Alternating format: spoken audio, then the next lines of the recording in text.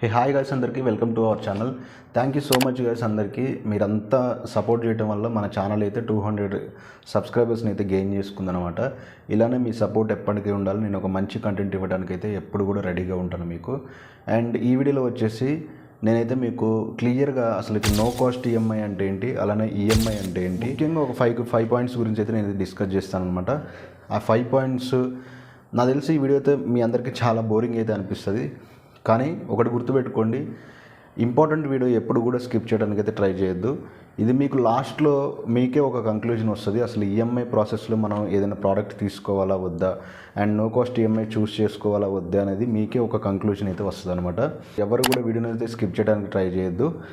And ఎవరైనా కొత్తగా YouTube channel ఎవరైనా స్టార్ట్ చేయాలని ఉంటే కింద ఆల్రెడీ నేను వాటిపైన వీడియోస్ అయితే చేశాను. ఎవరైనా చూడని వాళ్ళు ఉంటే వెళ్ళి చూడండి. అండ్ ఇంకెలాంటి ఆలోచన చేయకుండా let's get in to the video. So guys, మనం రీసెంట్గా చూసుకుంటే మనకి చాలా బిగినియన్ సేల్స్ అని చెప్పి, ఫ్లిప్కార్ట్ సేల్స్ అని, 50% ఆఫర్ అని చెప్పి మనకైతే మార్కెట్లోకి అయితే లైవ్గా రావడం అయితే జరిగింది. చాలా ఆఫర్స్ అనేవి ఇక్కడ మనం మేజర్గా చూసుకుంటే ఈఎంఐ ఆర్ఎల్స్ నో కాస్ట్ ఈఎంఐ గురించి అయితే మనమైతే క్లియర్గా అయితే తెలుసుకుందాం. అండ్ ఈ వీడియోలో వచ్చేసి నేనైతే 5 పాయింట్స్ గురించి అయితే మీకు అయితే డిస్కస్ చేస్తాను. How does this no cost EMI works. And ఇంకా సెకండ్ వన్ వచ్చేసి మనం తీసుకునే పర్సనల్ లోన్కి అలానే నో కాస్ట్ ఈఎంఐకి ఉన్న డిఫరెన్స్ ఏంటి. అండ్ ఇంకా థర్డ్ పాయింట్ వచ్చేసి standard EMI or normal EMI గురించి. అండ్ ఇంకా ఫోర్త్ పాయింట్ వచ్చేసి మార్కెటింగ్ యొక్క స్ట్రాటజీ ఎలా ఉంటుంది. ఫిఫ్త్ పాయింట్ వచ్చేసి ఈ నో కాస్ట్ ఈఎంఐ అనేది ఎప్పుడు లైవ్కి వస్తుంది, ఎందుకు లైవ్కి వస్తుంది. అండ్ ఇంకా సిక్స్త్ పాయింట్ వచ్చేసి మీకు ఒక మంచి కంక్లూజన్ అయితే నేనైతే ప్రొవైడ్ చేస్తాను అనమాట ఈ వీడియోలో. అండ్ టాపిక్లోకి వెళ్తే ఫస్ట్ మనకి నో కాస్ట్ ఈఎంఐ అనంటే ఏంటి. ఈ పేరులోనే ఉంది మనకి నో కాస్ట్ అంటే no hidden charges or else no interest. EMI అంటే ఒక చిన్న లోన్ అనమాట. ఎటువంటి హిడెన్ ఛార్జెస్ లేకుండా, ఎటువంటి ఇంట్రెస్ట్ లేకుండా మనకు కొంత లోన్ని ఒక ప్రోడక్ట్ పైన మనకి ఇవ్వడాన్ని నో కాస్ట్ ఈఎంఐ అని చెప్పి అయితే అంటాం. ఒక financing product guys. And for example ఇప్పుడు మనం చూసుకున్నట్టయితే బయట పర్సనల్ లోన్ ఒకవేళ తీసుకున్నట్లయితే మనం పర్సనల్ లోన్ ఎలా పే చేస్తాం, అది కూడా మంత్లీ ఈఎంఐలోనే పే చేస్తాం. కాకపోతే పర్సనల్ లోన్ ఏమవుతుందంటే మనకి ఇంట్రెస్ట్ ప్లస్ ప్రిన్సిపల్ రెండు కూడా యాడ్ అవుతాయి అనమాట. సో మనం తీసుకున్న ప్రిన్సిపల్కి ఇంట్రెస్ట్తో సహా పే చేయడాన్ని మనం అయితే పర్సనల్ లోన్ అని చెప్పి అంటాం. సో ఇక్కడ మనం ఫస్ట్ పాయింట్ చూసుకున్నట్టయితే how does this no cost EMI works అని చెప్పి మనం చూసుకుంటే, ఫర్ ఎగ్జాంపుల్ ఇప్పుడు నాకు ఒక మొబైల్ కావాలి గైస్. నేను మొబైల్ కావాలంటే ఏం చేస్తాను, మొబైల్ షాప్కి వెళ్తాను, లేకపోతే ఆర్ఎల్స్ ఏదైనా వెబ్సైట్ కానీ, లేకపోతే అమెజాన్ కానీ, ఫ్లిప్కార్ట్ కానీ నేను ఏమైనా ఆఫర్స్ ఉన్నాయని చెక్ చేస్తాను. ఆఫర్ చెక్ చేసే క్రమంలో నాకు నో కాస్ట్ ఈఎంఐ అని చెప్పి మా ఫ్రెండ్ ఎవరో సజెస్ట్ చేస్తే నేను ఒకసారి ట్రై చేద్దామని చెప్పి నేనైతే ఓపెన్ చేశాను అనమాట. సో ఇక్కడ నేను మీకు స్క్రీన్ కార్డ్లో చూపిస్తాను చూడండి నో కాస్ట్ ఈఎంఐ ఎక్కడ కనిపిస్తుంది అనేది. మనం ఒకసారి ఏదైనా వెబ్సైట్లోకి కానీ లేకపోతే ఏదైనా అమెజాన్ ఫ్లిప్కార్ట్లోకి వెళ్ళినప్పుడు మనకు అక్కడ ఆఫర్స్ సెక్షన్లోకి వెళ్తే కింద మనకి ఈఎంఐ అని ఉంటుంది. దాని పక్కనే నో కాస్ట్ ఈఎంఐ అని కనపడుతుంది మనకి. అక్కడ నో కాస్ట్ ఈఎంఐని మనం ఒకసారి ఇట్లా ఎనేబుల్ చేసుకుంటే మనకి అక్కడ ఏమేం బ్యాంక్స్ మనకి నో కాస్ట్ ఈఎంఐ ప్రొవైడ్ చేస్తున్నాయి అని చెప్పి మనకైతే క్లియర్గా అక్కడ ఒక టేబుల్లో మనకైతే క్లియర్గా కనిపిస్తూ ఉంటుంది అనమాట. Of the people no cost ఈఎంఐలో ఒకవేళ ఏదైనా ఫోన్ కానీ ఏదైనా ప్రోడక్ట్ పర్చేస్ చేయాలంటే ఫస్ట్ మనకి కావాల్సిన బ్యాంక్ అయితే మనకి ఎక్స్ట్రా ఛార్జెస్ వేస్తాయి. కాబట్టి మెజారిటీ ఆఫ్ ది పీపుల్ ఏం చేస్తారంటే బజాజ్ ఈఎంఐ కార్డు ఉంది కదా, ఈఎంఐ కార్డులో నో కాస్ట్ ఈఎంఐ సెలెక్ట్ చేసుకొని బజాజ్ ఈఎంఐ కార్డు డీటెయిల్స్ అక్కడ ఎంటర్ చేసి బజాజ్ కార్డు ద్వారా మనమైతే నో కాస్ట్ ఈఎంఐలో ప్రోడక్ట్ని పర్చేస్ చేసుకుందాం అన్న ఒక ఉద్దేశంతో చాలామంది దగ్గర బజాజ్ ఈఎంఐ కార్డు ఉంది కాబట్టి అలా ఆ ఆప్షన్ సెలెక్ట్ చేసుకొని తీసుకుంటున్నారు. ఒకవేళ బజాజ్ ఈఎంఐ కార్డు లేని వాళ్ళ పరిస్థితి ఏంది. సో ఈ బజాజ్ ఈఎంఐ కార్డ్ అనేది మనకి ఆఫ్లైన్లో కానీ ఆన్లైన్లో కానీ ఎక్కడైనా అవైలబుల్ అయితే ఉంటుంది. సో ఈ బజాజ్ ఈఎంఐ కార్డు ఒకవేళ పర్చేస్ చేయాలి మీరు అనుకుంటే ఫస్ట్ మీకు ప్రోడక్ట్ ఒకవేళ మీరు చూసే ప్రోడక్ట్ కాస్ట్ ఒకవేళ 50,000 అనుకుందాం. ఈ 50,000 మీరు పక్కన ఒక సైడ్ పెట్టండి. ఇప్పుడు మీరు నో కాస్ట్ ఈఎంఐలో తీసుకోవాలనుకుంటే ఫస్ట్ మీకు కావాల్సింది ఏంది, బజాజ్ ఈఎంఐ కార్డు. ఈ బజాజ్ ఈఎంఐ కార్డు ఫస్ట్ మీరు తీసుకోవాలంటే మీరు జిఎస్టీ ప్లస్ ఎంతో కొంత అమౌంట్ అనేది అక్కడైతే మీరు ఖచ్చితంగా పే చేయాల్సి అయితే ఉంటుంది.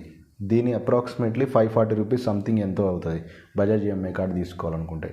సో మీకు ఫైనల్గా బజాజ్ ఈఎంఐ కార్డు అయితే మీరు వాటి చూపెట్టిన అమౌంట్ పే చేయగానే మీకైతే బజాజ్ ఈఎంఐ కార్డు వస్తుంది. ఇప్పుడు ఈ బజాజ్ ఈఎంఐ కార్డు మీద మీ ప్రోడక్ట్ని నో కాస్ట్ ఈఎంఐలో కొనాలంటే ఫస్ట్ మీరు బజాజ్ ఈఎంఐ కార్డు ఒకవేళ యూజ్ చేయాలనుకుంటే మీరు కొంత ప్రాసెసింగ్ ఫీ అనేది మీరు ఖచ్చితంగా పే చేయాల్సి అయితే ఉంటుంది. సో ఆ ప్రాసెసింగ్ ఫీ వచ్చేసి అప్రాక్సిమేట్లీ 1017 రూపీస్ ఆర్ సంథింగ్ ఏదో ఉంది. సో ఇప్పుడు మీరు ఫస్ట్ పే చేసిన అమౌంట్ 540 ప్లస్ ఈ యొక్క 1017 అప్రాక్సిమేట్లీ మీకు 1600 అట్లా వస్తుంది అనమాట. సో ఈ 50,000 అపార్ట్ అనుకుంటే ప్లస్ ఈ 1600 రూపీస్ యాడ్ అయినాయి. ఇలాగా మీరు ప్రాసెసింగ్ ఫీ అలానే మనకి కార్డు తీసుకునే ముందు పడే ఛార్జెస్ ఇవన్నీ కూడా పే చేసిన తర్వాత మీకైతే బజాజ్ ఈఎంఐ కార్డు అయితే ప్రొవైడ్ చేయడం అయితే జరుగుతుంది. సో ఫైనల్గా మీరు అటు ఇటుగా ఒక 2000 రూపీస్ పెట్టి అయితే బజాజ్ ఈఎంఐ కార్డు అయితే నో కాస్ట్ ఈఎంఐలో ప్రోడక్ట్ కొనడానికి తీసుకున్నారు. ఇప్పుడు మీకు అప్రాక్సిమేట్లీ కాస్ట్ ఎంత 52,000 వరకు అయితే అయింది. సో ఇలాగ మీరు నో కాస్ట్ ఈఎంఐ రూపంలో ఏదైనా కార్డ్ని పెట్టి మీరైతే ఒక ప్రోడక్ట్ని అయితే పర్చేస్ చేయొచ్చు. సెకండ్ పాయింట్ చూసుకున్నట్టయితే అసలు మనకి నో కాస్ట్ ఈఎంఐకి అలానే మనం తీసుకునే పర్సనల్ లోన్కి డిఫరెన్స్ ఏంటో చూద్దాం. ఇప్పుడు నేను రీసెంట్గా ఫర్ సపోజ్ ఏదైనా బ్యాంక్ నుంచి ఒక 40,000 రూపీస్ అయితే నేను పర్సనల్ లోన్ కింద తీసుకున్నా అనుకుందాం. సో ఈ 40,000కి గాను నేను ఒక 24 మంత్స్ అయితే టెన్యూర్ పెట్టుకున్నాను. ఎవ్రీ మంత్ నేను వచ్చేసి 2160 రూపీస్ అయితే ఆ బ్యాంక్ వాళ్ళకి పే చేయడం అయితే జరుగుతుంది. సో ఇప్పుడు నేను మీకు ఇక్కడ క్యాల్కులేట్ చేసి చూపిస్తాను చూడండి. 1160 rupees into 24 months is equal to మనకి ఎంత పడుతుంది 51,840 రూపీస్ అయితే మనకైతే పడుతుంది అనమాట. దగ్గరగా నాకు ఈ 24 మంత్స్కి గాను ఇంట్రెస్ట్ అనేది 11,840 రూపీస్ అయితే ఇక్కడ మనకైతే పడుతుంది. సో ఇక్కడ చూడండి, పర్సనల్ లోన్ తీసుకోవడం వల్ల మనం 11,000 రూపీస్ ఎక్స్ట్రా అనేది పే చేయాల్సి ఉంటుంది. సో అలానే ఇప్పుడు నో కాస్ట్ ఈఎంఐ ఎలా వర్క్ అవుతుందంటే, ఇప్పుడు ఫర్ సపోజ్ నేను ఒక ప్రోడక్ట్ని 50,000లో కొనుక్కుందాం అనుకుంటున్నానండి. ఈ 50,000కి నేను టెన్యూర్ వచ్చేసి 6 మంత్స్ పెట్టుకున్నాను. నేను ఎవ్రీ మంత్ 8,333 రూపీస్ అయితే పే చేయాల్సి అయితే ఉంటుంది. ఇప్పుడు 8,333 ఇంటూ 6 చేసుకున్నట్టయితే మనకి 49,998 రూపీస్ అయితే అవ్వడం అయితే జరుగుతుంది. సో ఇక్కడ నో కాస్ట్ ఈఎంఐలో చెప్పినట్టు మీకు ఎటువంటి హిడెన్ ఛార్జెస్ లేవు, అలానే ఎటువంటి ప్రాసెసింగ్ ఫీ లేదు, ఇంకా ఎటువంటి ఇంట్రెస్ట్ అనేది పడలేదు. ఇలాగా మనకి ప్రిన్సిపల్ అమౌంట్ మనం ప్రోడక్ట్ ఎప్పుడైతే తీసుకుంటున్నామో అక్కడ ప్రిన్సిపల్ అమౌంట్ ఎంతైతే చూపిస్తుందో at the end of the month same అదే అమౌంట్ని ఎటువంటి ఛార్జెస్ లేకుండా పే చేయడం అయితే జరుగుతుంది ఇక్కడ నో కాస్ట్ ఈఎంఐలో. కానీ పర్సనల్ లోన్లో చూసుకున్నట్టు ఏమైంది, ప్రిన్సిపల్ అమౌంట్ 40,000 చూపెడితే ఇక్కడ లాస్ట్ ఎండ్ ఆఫ్ ది మంత్లో మనం 11,840 రూపీస్ అనేది మనం అయితే ఎక్స్ట్రా ఇంట్రెస్ట్ కింద పే చేయాల్సి అయితే ఉంటుంది. సో ఇలాగా మనకి నో కాస్ట్ ఈఎంఐ అలానే పర్సనల్ లోన్కి డిఫరెన్స్ అనేది. ఇంకా థర్డ్ పాయింట్ చూసుకున్నట్టయితే standard EMI or else normal EMI. ఇప్పుడు ఈఎంఐ అంటే నార్మల్గా అందరికీ తెలుసు గైస్, మన జనరల్ డే టు డే లైఫ్లో మనం రోజు వింటూనే ఉంటాం. మనం ఏదైనా ప్రోడక్ట్ని కావాలంటే మనం వెళ్ళి మొబైల్ షాప్కి వెళ్ళి మన దగ్గర సర్టెన్ అమౌంట్ ఆఫ్ రూపీస్ మనం పాకెట్లో పెట్టుకొని, ఫర్ సపోజ్ ఇప్పుడు ఒక 20,000 రూపీస్ పెట్టి నేను ఒక మొబైల్ తీసుకోవాలంటే నా దగ్గర కేవలం ఒక 5,000 ఉన్నాయి గైస్.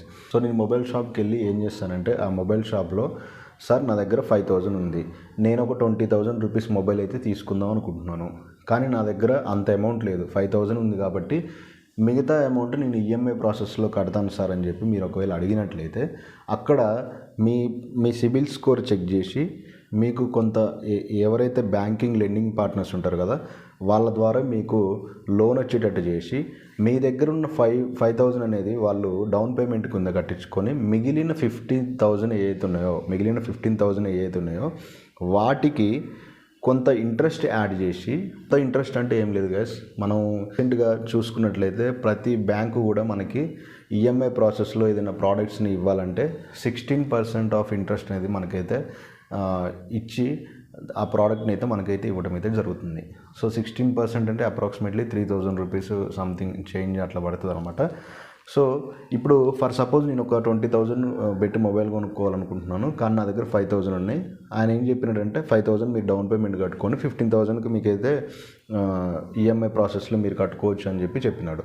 సో అయితే మనకి ఇక్కడ ఈఎంఐ ప్రాసెస్లో ఏమవుతుందంటే ఆ ఎక్స్ట్రా 3,000 16% ఏదైతే ఉందో ఎక్స్ట్రా 3,000 అని చెప్పాను కదా, సో వాటితో కలిపి మనకి ఆ 15,000 ప్లస్ ఆ 3000 అండ్ ఇప్పుడు మనం కట్టిన డౌన్ పేమెంట్ ఏదైతే ఉందో ఇవన్నీ కూడా మనకైతే ఎండ్ ఆఫ్ ది మంత్లో మనకి ఎక్స్ట్రా 3000 రూపీస్ అయితే చూపించడం అయితే జరుగుతుంది కంపల్సరీ.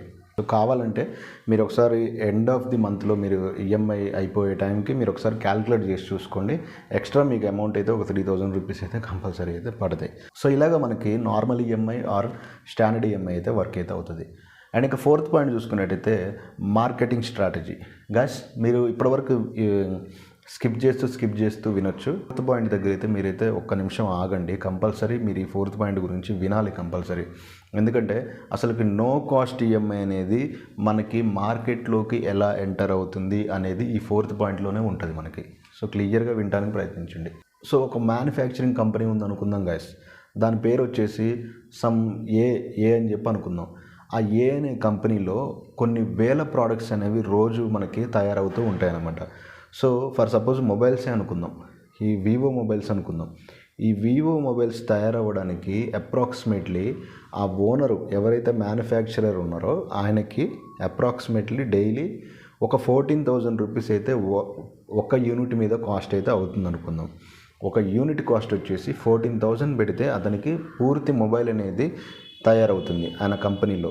అయితే ఈయన ఏం చేస్తాడంటే వచ్చినటువంటి యూనిట్ మ్యానుఫ్యాక్చర్ అయ్యి బయటకు వచ్చినటువంటి యూనిట్ అతనికి 14,000కి తయారైనప్పుడు అదే 14,000కి అమ్మితే అతనికి అసలు లాభం అనేది ఉండదు. సో ఆయన ఏం చేస్తారంటే కొంత అమౌంట్ని ఇంక్రీజ్ చేసి ఏదైతే 14,000కి అతనికి అది తయారైందో దానికి ఇంకొక 2,000 రూపీస్ ఆర్ఎల్స్ 3,000 రూపీస్ యాడ్ చేసి దాన్ని ఆఫ్లైన్ మార్కెట్లో కానీ ఆన్లైన్ స్టోర్స్లో కానీ ఆయన అయితే సేల్ చేయటం అయితే జరుగుతుంది. అప్రాక్సిమేట్లీ ఒక్కొక్క ప్రోడక్ట్ మీద అతను 2,000 రూపీస్ ప్రాఫిట్ పొందుతున్నారు అనుకుందాం. మనకి 2 lakhs అనేవి అతనికైతే 1 day ప్రాఫిట్ అయితే ఉంది.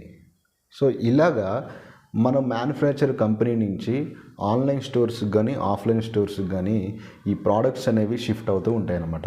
ఇది first step. So second step ఏంది, మనకి ఈ ఆన్లైన్ స్టోర్స్లోకి వివో ఫోన్స్ అన్నీ కూడా వచ్చేసినాయి. ఇప్పుడు ఈ మ్యానుఫ్యాక్చరర్ దగ్గర నుంచి ఆన్లైన్ స్టోర్స్కి అలానే ఆఫ్లైన్ స్టోర్స్కి ఈ ఫోన్స్ అన్నీ కూడా పర్చేజ్ చేశారు.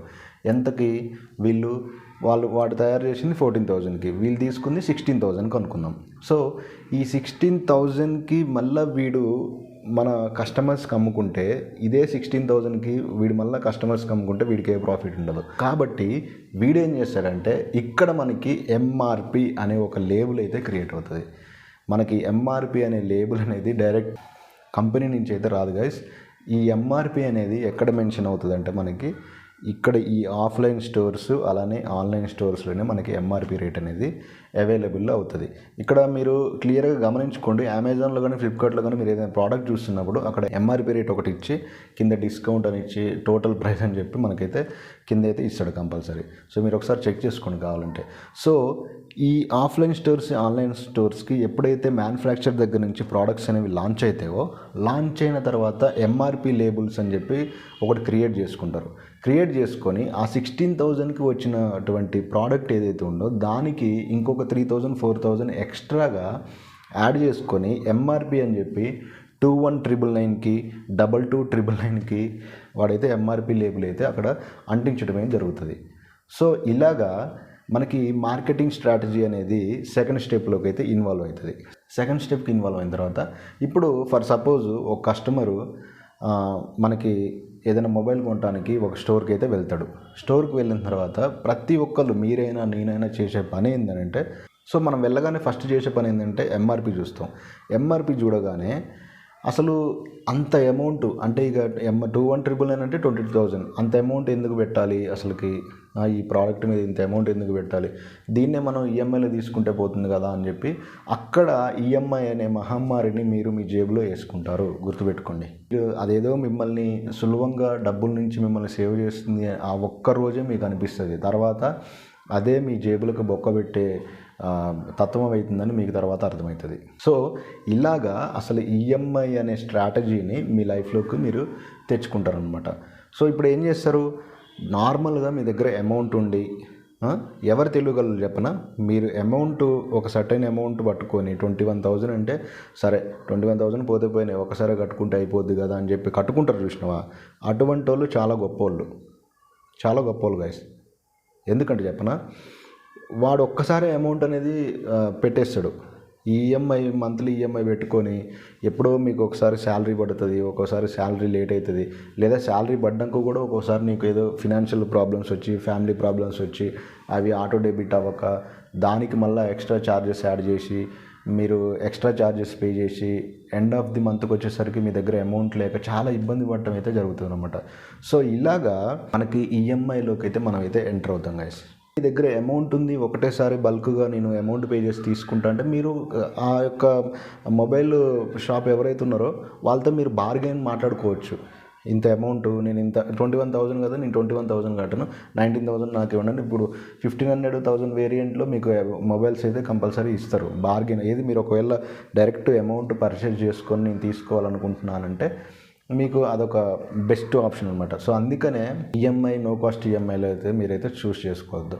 ఇలాగ మార్కెటింగ్ స్ట్రాటజీ అయితే ఉంటుందన్నమాట. ఇప్పుడు మ్యానుఫ్యాక్చరర్ లాభం పొందుతుండు, అలానే ఇప్పుడు తీసుకొచ్చుకున్న సెకండ్ పర్సన్ ఎవరైతే ఉన్నారో ఆన్లైన్ స్టోర్స్, ఆఫ్లైన్ స్టోర్స్, వీడు లాభం పొందుతుండు. కానీ ఇక్కడ జేబుకు బొక్కబడేది ఎవరికి అని అంటే కస్టమర్కే.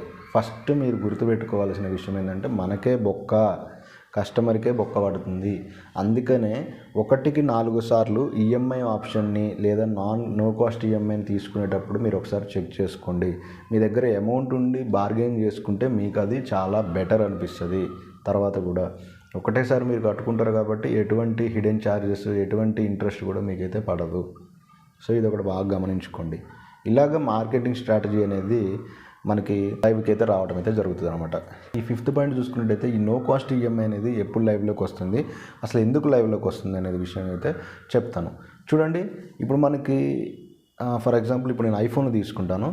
iPhone 16 అనేది మార్కెట్లోకి రిలీజ్ అయిన తర్వాత మొన్న రీసెంట్గా ఒక 2 months బ్యాకో 1 month బ్యాకో చాలా సేల్స్ అయితే జరిగినాయి అనమాట. ఇప్పుడు ఐఫోన్స్ వాడే ప్రతి ఒక్కరు కూడా చేసేటువంటి బిగ్గెస్ట్ మిస్టేక్ ఏంటంటే నో కాస్ట్ ఈఎంఐలో దాన్ని తీసుకుంటూ ఉంటారు. సో నో కాస్ట్ ఈఎంఐలో తీసుకొని 6,000 7,000 ఒక బైక్ ఈఎంఐకి పే చేసి అసలు ఒక్కొక్కసారి ఇబ్బంది పడి అది ఏదో లాక్ అయిపోయి వర్క్ అవ్వక చాలా ఇబ్బందులు ఫేస్ చేసిన రోజులు కూడా చాలామంది అయితే ఉన్నాయి. సో ఇప్పుడు iPhone 16 తీసుకుందాం. లాస్ట్ 1 month క్రితం అయితే iPhone 16 అనేది మార్కెట్లోకి రిలీజ్ అయిన తర్వాత నెంబర్ ఆఫ్ ఫోన్స్ అనేవి మనకైతే వెంటనే సేల్ అవుతూ ఉన్నాయి అనమాట. సో iPhone 16 తర్వాత మనకి ప్రో వర్షన్లో 17 అనేది మనకి లాంచ్ అయింది. 17 ఎప్పుడైతే మార్కెట్లోకి లాంచ్ అయిందో 16 యొక్క సేల్స్ అనేవి ఆటోమేటిక్గా తగ్గుతూ వచ్చాయి. ఎందుకంటే జనాలంతా కూడా ఇప్పుడు ట్రెండింగ్లో ఏది ఉందో దానికే ఎక్కువ ప్రియారిటీ ఇవ్వడానికైతే ప్రయత్నిస్తారు. సో అందుకని iPhone 17కి అందరూ షిఫ్ట్ అయినారనమాట 16 నుంచి. ఈ 16 యొక్క సేల్స్ అనేవి మెల్లిగా రెడ్యూస్ అవుతూ వచ్చాయి. ఇప్పుడు వాడు హబ్బులో ఏంది 16 యొక్క సేల్స్ అనేవి తగ్గినాయి కాబట్టి ఆటోమేటిక్గా iPhone 16s అనేవి కూడా స్టాక్లోకి వెళ్ళిపోతాయి. 17 ఏదైతే ఉందో మార్కెట్లో లైవ్లో అది అనేవి గ్రోత్ చాలా మంచిగా ఉంటుంది. సో ఇప్పుడు వీడికి ఉన్న ఆప్షన్ ఏంటంటే ఈ స్టాక్ ఉన్న ఐటమ్స్ని కూడా మనకి నో కాస్ట్ ఈఎంఐలో ప్రొవైడ్ చేయడం అయితే జరుగుతుంది. సో ఇక్కడ మీకు క్లియర్గా అర్థమై ఉండొచ్చు, మనకి నో కాస్ట్ ఈఎంఐలోకి అసలు ఏ లైవ్లోకి వస్తాయంటే ఏ ప్రోడక్ట్స్ అయితే చాలా రోజుల నుంచి మనకి మార్కెట్లోకి వెళ్లకుండా స్టాక్ ఉంటాయో ఆ ఐటమ్స్ అన్నిటిని కూడా మనకి వాడు నో కాస్ట్ ఈఎంఐలో ప్రొవైడ్ చేయడం అయితే జరుగుతుంది. సో ఇక్కడ ఇంకొక విషయం మేజర్గా మీరు ఒకటి చూసుకోండి, నో కాస్ట్ ఈఎంఐ ఇచ్చి వాడు చాలా ప్రాఫిట్ పొందుతున్నాడు. ఎందుకు అనంటే చెప్తాను వినండి. ఇప్పుడు ఈఎంఐ ఆప్షన్లో అయితే నార్మల్గా జనరల్గా మనం డే టు డే లైఫ్లో చూస్తాం కాబట్టి ఈఎంఐ ఆప్షన్లో తీసుకుంటే వాడికి 16% ఆఫ్ ఇంట్రెస్ట్ పడుతుంది. కాబట్టి మ్యాక్సిమం లైవ్లో ఉన్న ప్రోడక్ట్స్ ఏవైతే ట్రెండింగ్లో ఉన్నాయో అవి తీసుకోవడానికి ప్రయత్నిస్తాడు. కానీ ఈ సేల్ అవ్వకుండా స్టాక్లో ఉన్న ఐటమ్స్ అయితే తీసుకోడు కదా కస్టమరు. సో అందుకని వీడు ఏం చేస్తాడంటే వీటి మీద నో కాస్ట్ ఈఎంఐ పెట్టి ఈ నో కాస్ట్ ఈఎంఐ ఏదైతే వీడి మొబైల్ తీసుకున్న కాస్ట్ ఎంత, వీడు మ్యానుఫ్యాక్చర్ దగ్గర నుంచి ఎంత అయితే తీసుకున్నాడో వీడు ఎంత పెట్టాలనుకుండు, నేను చెప్పాను కదా ఫర్ సపోజ్ ఇందాక 21,999కి పెట్టాలనుకున్నాడు కదా, అదే 21,999ని కస్టమర్ మీద ఇంప్లిమెంట్ చేసి మీరు అసలుకి 0 రూపీస్ పే చేసి ఇదే 21,999ని మీరు ఇన్ని 10 ఇయర్స్ 6 మంత్స్ క్రమంలో కట్టుకుంటూ వెళ్ళండి అని చెప్పి వాడి ప్రాఫిట్ని వాడు గెయిన్ చేసుకుంటాడు. అంటే అసలుకి మార్కెటింగ్ చూడండి ఎలా జరుగుతుందో. వాడు ఎంతకైతే అమ్మాలనుకొని వాడు మైండ్ సెట్ని ఓపెన్ చేసుకొని నో కాస్ట్ ఈఎంఐ పెట్టినాడో సేమ్ అదే కాస్ట్కి ఎటువంటి లాస్ లేకుండా స్టాక్లో ఉన్న ఐటెం కూడా మార్కెట్లోకి సేల్ అయ్యి కస్టమర్ అనేవాడు ఈఎంఐ ప్రాసెస్ ఉంది కదా అని ఒక మహమ్మారిని ఎంచుకొని అదే రీతిలో 21,999 rupees end of the month కట్టబోతున్నాడు. ఇది నో కాస్ట్ ఈఎంఐ స్ట్రాటజీ. గుర్తుపెట్టుకోండి, మీరు ఎప్పుడైనా సరే ట్రెండింగ్లో ఉన్న ఐటెం చూడటానికే ప్రయత్నించండి. స్టాక్లో ఉన్న ఐటెం అయితే వద్దు. స్టాక్లో ఉన్న ఐటెం మీద మనకి నో కాస్ట్ ఈఎంఐ అనేది కంపల్సరీ పెడతాడు. అది ఎందుకు పెడతాడనంటే వాడికి సేల్స్ ఉండవు బ్రో, దాని మీద సేల్స్ ఉండవు కాబట్టి వాడు ఎలాగైనా దాన్ని మార్కెట్లోకి తీసుకుపోవాలి అన్న ఒక్క ఉద్దేశాన్ని మైండ్లో పెట్టుకొని దాన్ని తీసుకుపోయి మనకి నో కాస్ట్ ఈఎంఐలో ఇంప్లిమెంట్ చేయడం అయితే జరుగుతుంది. సో ఇలాగా మనకి నో కాస్ట్ ఈఎంఐ అనేది వర్క్ అవుతుంది అనమాట. ఇప్పుడు నో కాస్ట్ ఈఎంఐలో మనం బజాజ్ కార్డ్లో ఒకవేళ ఏదైనా ప్రోడక్ట్ తీసుకున్నాం అనుకోండి, బజాజ్ కార్డ్ అనేది మనం తీసుకున్నప్పుడు చాలా బాగుంటుంది. సరే, నువ్వు బజాజ్ కార్డ్లో నో కాస్ట్ ఈఎంఐలో ఒక ప్రోడక్ట్ అనేది పర్చేజ్ చేసినావు, సరే దాని టెన్యూర్ వచ్చేసి ఒక 6 మంత్స్ ఉంది అనుకుందాం. 6 మంత్స్ నువ్వు కంటిన్యూగా మంచిగా బజాజ్ కార్డ్లో వాడినావు, దాంట్లో వచ్చిన అమౌంట్ కూడా నువ్వు మంత్లీ ఈజీ మంత్లీ ఇన్స్టాల్మెంట్ అయితే పే చేసుకున్నావు. కానీ ఇక్కడ నువ్వు గమనించుకోవాల్సింది ఇంకోటి ఉంది. ఇప్పుడు నువ్వు ఎప్పుడైతే బజాజ్ కార్డు నువ్వు తీసుకుంటావో 6 మంత్స్ తర్వాత అమ్మయ్య అయిపోయింది కదా అని చెప్పి సంకలు గుద్దుకొని నువ్వు సంబరపడితే సరిపోదు. ఎందుకనంటే బజాజ్ కార్డు యొక్క టర్మ్స్ అండ్ కండిషన్స్ నువ్వు చదివినట్టయితే మనం బజాజ్ కార్డు ఎప్పుడైతే ఈఎంఐ ప్రాసెస్ అనేది కంప్లీట్ అవుతుందో ఈఎంఐ ప్రాసెస్ అయిపోయిన తర్వాత 1-2 మంత్స్లో మళ్ళీ కొత్త ప్రోడక్ట్ తీసుకోవాలి. లేకపోతే నో యూసేజ్ కింద పడిపోయి నీకు ఎవ్రీ ఇయర్ ఛార్జెస్, అలానే నో యూసేజ్ ఛార్జెస్, ఇది హిడెన్ ఛార్జెస్ అంటారు వీటిని. హిడెన్ ఛార్జెస్ వీడు వాడట్లేదు కాబట్టి ఇన్ని ఛార్జెస్ వేస్తా అని చెప్పి పర్ డేకి కూడా మీకు ఛార్జెస్ పడే అవకాశం అయితే ఉంటుంది బజాజ్ కార్డులో. సో అందుకనే బజాజ్ కార్డు కానీ ఇంకే క్రెడిట్ కార్డ్ అయినా ఇంకే ఏది బ్యాంక్ నుంచి అయినా సరే మీకు ఆఫర్ ఇస్తాను తీసుకోండి అని చెప్పానంటే మీరు 1-2 సార్లు ఆలోచించండి గైస్. కంపల్సరీ ఆలోచించిన తర్వాతనే తీసుకోండి. లేదు అసలు ఎందుకు అబ్బాయి తలనొప్పి అని అంటే మనీ ఉంటే మనీ పెట్టి తీసుకుంటాను నేను అంటే అసలు దానికి మించిన ఆప్షన్ అయితే లేదు.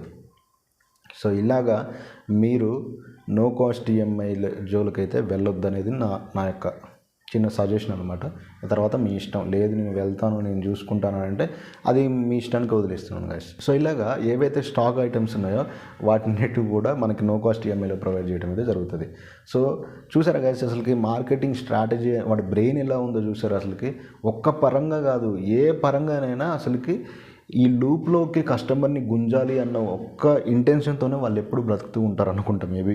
అందుకనే కస్టమర్స్ అంతా కూడా బ్రెయిన్ ఉన్నా కూడా ఆలోచించే కెపాసిటీ ఉన్నా కూడా ఆలోచించకుండా ఏదైనా మనం చేస్తున్నాం అని అంటే అది అప్పే, గుర్తుపెట్టుకోండి.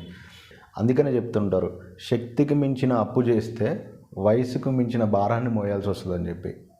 అంతే కదా గైస్, మనం శక్తికి మించి ఎప్పుడు అప్పు చేయొద్దు. అప్పు చేసినామనంటే 19 ఇయర్స్ ఒకవేళ అప్పు చేసుకుంటే ఒక 30 ఇయర్స్ మోసే భారాన్ని అయితే కంపల్సరీ మోయాల్సి ఉంటుంది. అందుకనే మీరు 1-10 సార్లు ఆలోచించుకోండి ఏదైనా అప్పు చేస్తున్నప్పుడు. అండ్ ఇంకా ఫైనల్గా మనం కంక్లూజన్ చూసుకున్నట్టయితే, సో గైస్ ఈ వీడియోలో అయితే మీకైతే క్లుప్తంగా నేనైతే అసలు బజాజ్ కార్డు గురించి అయినా కానీ లేకపోతే నో కాస్ట్ ఈఎంఐ అయినా కానీ ఈఎంఐ అయినా కూడా మనకి రూల్స్ ఎలా వర్క్ అవుతాయి, వాటి ఇంట్రెస్ట్ ఎలా ఉంటుంది అనే విషయాన్ని అయితే మీకు క్లియర్గా చెప్పాను నేను. సో మీకు రాబోతుంది మనకైతే సంక్రాంతి సేల్ అయితే మనకు లైవ్లో అయితే ఉండబోతుంది ఇంకొక వారం రోజుల్లో. ఎవ్వరు కూడా నేను చెప్తున్నాను కదా తీసుకోవద్దని అన్నాను నేను, కానీ తీసుకోండి, కాకపోతే 1-3 సార్లు చెక్ చేసుకోండి. దాని తర్వాత మీరు ఎంటర్ అవ్వడానికి అయితే ప్రయత్నించండి. అంటే మనకి ఈఎంఐలు అనేది చాలా అడ్వాంటేజెస్ ఉంటాయి. ఏంటంటే మన ఫినాన్షియల్ క్రైటీరియాని ఒక స్టేబుల్గా ఉంచుద్ది ఈఎంఐ అనేది. అలానే నో కాస్ట్ ఈఎంఐ కూడా అట్లనే ఉంచింది. సో ఎవరిని కూడా నేను తీసుకోవద్దు అని అయితే నేనైతే రికమెండ్ చేయను, అలానే తీసుకోమని కూడా నేనైతే రికమెండ్ చేయను. కానీ ముందు మీరైతే 1-10 సార్లు అయితే ఆలోచించండి. అంటే ఈ నో కాస్ట్ ఈఎంఐస్ అయినా కూడా మనల్ని ఫైనాన్షియల్ క్రైటీరియాని మనకి వెనక్కి నెట్టేస్తే అనేది నేను చెప్పను. అంటే మీ స్టెబిలిటీని బట్టి మీరు కట్టుకొని ఓకే పర్లేదు మంచిగా ఉంటుంది అనుకుంటే it is up to you. నువ్వు కావాలనుకుంటే తీసుకోవచ్చు, లేకపోతే లేదు.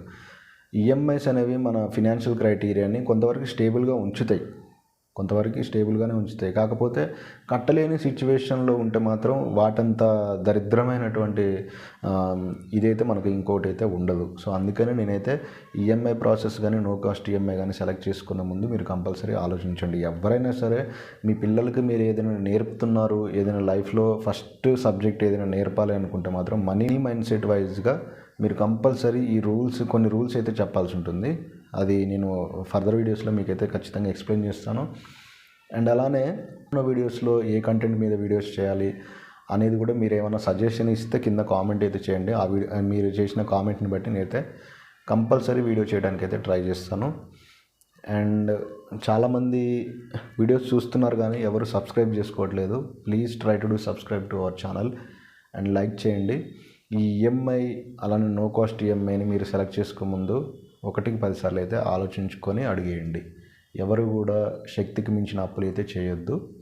అధిక వయస్సును మించిన భారాన్ని అయితే మీద పడేసుకోవద్దు. సో ఇదే గైస్ ఇవాళ వీడియో నచ్చితే లైక్ చేయండి. అలానే మీ ఫ్రెండ్స్ అండ్ ఫ్యామిలీకి కూడా షేర్ చేయండి. ఇంతవరకు మీరు వీడియో చూస్తున్నారంటే కంపల్సరీ మీరు ఈ వీడియో నచ్చిందనే అర్థం. అండ్ ఊరికనే చూసి వెళ్ళిపోకుండా కింద లైక్ అయితే చేసుకోండి. ఎవరైనా కొత్త వాళ్ళు ఉంటే సబ్స్క్రైబ్ చేసుకోవడానికి ట్రై చేయండి. థ్యాంక్ యూ సో మచ్ అందరికీ. థ్యాంక్స్ ఫర్ వాచింగ్ అండ్ జై హింద్.